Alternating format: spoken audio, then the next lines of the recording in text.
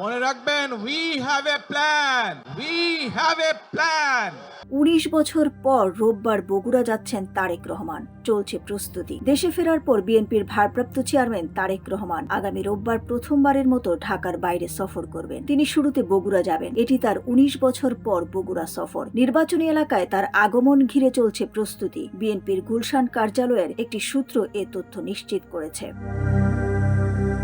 তারেক রহমান সর্বশেষ ২০০৬ সালের ২৪ ডিসেম্বর বগুড়ায় গিয়েছিলেন। সূত্রটি জানায়, তারেক রহমান ১১ জানুয়ারি সন্ধ্যার দিকে বগুড়ায় পৌঁছাবেন। সেখানে একটি হোটেলে তিনি রাত্রি যাপন করবেন। পরদিন সোমবার বেলা ১০টায় শহরের আলতাফুন্নেসা খেলার মাঠে সাবেক প্রধানমন্ত্রী খালেদা জিয়ার আত্মার মাগফিরাত কামনায় জেলা বিএনপির গণদোয়া কর্মসূচিতে অংশ নেবেন।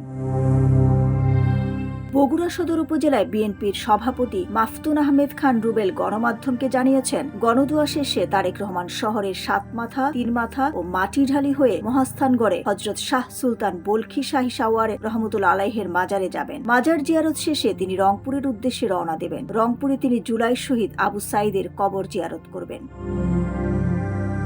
তিনি আরও জানান, দীর্ঘদিন পর নেতার সফরকে স্মরণীয় করে রাখতে গণসংবর্ধনা সহ বিভিন্ন কর্মসূচির চিন্তা ভাবনা করা হচ্ছে। তবে তারেক রহমান আসন্ন ত্রয়োদশ জাতীয় সংসদ নির্বাচনে বগুড়া ৬ আসনের প্রার্থী হওয়ায় এসব কর্মসূচি পালন করলে নির্বাচনী আচরণ বিধি লঙ্ঘন হতে পারে। সে কারণে এসব কর্মসূচি থেকে বিরত থাকা হয়েছে। বিএনপির প্রতিষ্ঠাতা ও সাবেক রাষ্ট্রপতি শহীদ জিয়াউর রহমানের জন্মস্থান বগুড়ার গাবতলী। গাবতলী থেকেই ২০০১ সালে বিএনপির প্রাথমিক সদস্যপদ গ্রহণ করেন তারেক রহমান। এবার তিনি বগুড়া সদর ৬ আসন থেকে সংসদ নির্বাচনে অংশ নিচ্ছেন। ডেস্ক রিপোর্ট, সোনালী নিউজ।